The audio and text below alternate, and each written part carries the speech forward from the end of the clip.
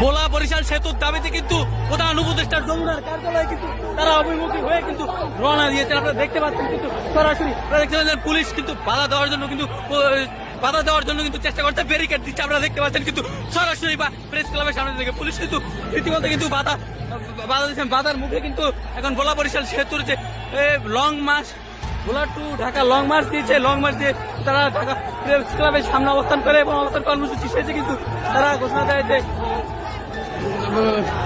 যৌক্তিক দাবি আদায়ের লক্ষ্যে কিন্তু তারা আজকে এই যমুনা অভিমুখী হয়ে কিন্তু হয়েছে। কিন্তু আজকে এখন দেখতে পাচ্ছেন তারা কিন্তু শত হাজার ভোলা ঢাকাস্থ ভোলার যারা রয়েছে তারা কিন্তু সবাই কিন্তু ঢাকা প্রেস ক্লাবের সামনে এসে আন্দোলন আদায়ের লক্ষ্যে কিন্তু তারা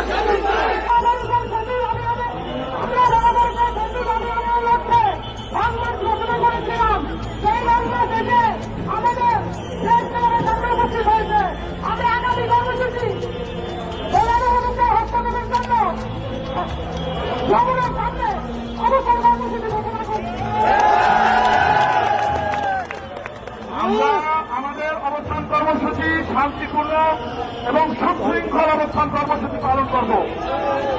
কেন করব? কারণ তার উপদেষ্টারা আমাদেরকে কমিটমেন্ট দিয়েছে এই ডিসেম্বর মাসে তারা আমাদেরকে সেতু উৎপাদন করবে এবং বাকি দাবি দাওয়া পূরণ করবে, সেতুর ভিত্তিপত্র স্থাপন করবে।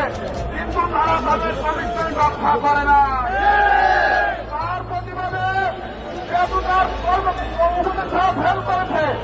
এই জন্য প্রধান উপদেষ্টার হস্তক্ষেপে আমাদের এই কর্মসূচি ঘোষণা করা হলো।